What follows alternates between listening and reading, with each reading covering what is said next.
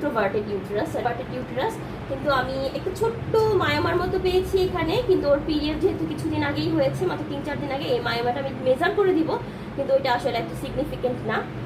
আর বাকি হচ্ছে আমি ওভারিগুলোও দেখে দিয়েছি, ওভারিতে আমি পিকস এমন কিছু পাই নাই, হয়তো বা রেট্রোভার্টেড থাকার কারণে বা এমনিতেও হয়তো বা ওর একটু মাসিকে ব্যথা, ওটা নর্মাল হয়তো বা ও দেখাবে কোনো গাইনোকোলজিস্ট, একটু অ্যালজিন বা এমন টাইপের কোনো স্পাজমোডিক দিলেই ইনশাল্লাহ ঠিক হয়ে যাবে, যেহেতু আমি আদার কিছু সিগনিফিকেন্ট কিছু পাইনি, তো রেট্রোভার্টেড ইউটেরাস। আচ্ছা ওভারিটা দেখা দাও ক্লিয়ার যে।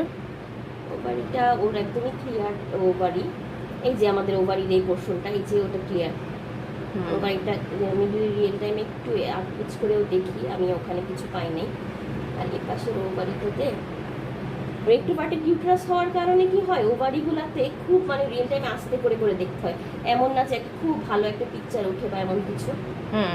এই যে এটা হলো গিয়ে ইউটেরাসটা। একদম ইউটেরাস আর রেট্রোভার্টেড, এটা হচ্ছে সোনোগ্রাফারে করার সময় হচ্ছে ওভারিটা সুন্দর মতো আর কি দেখে নিতে হবে। ওকে, এই যে আমাদের এমনি তো ওভারি দেখতে পাচ্ছি, ঠিক আছে।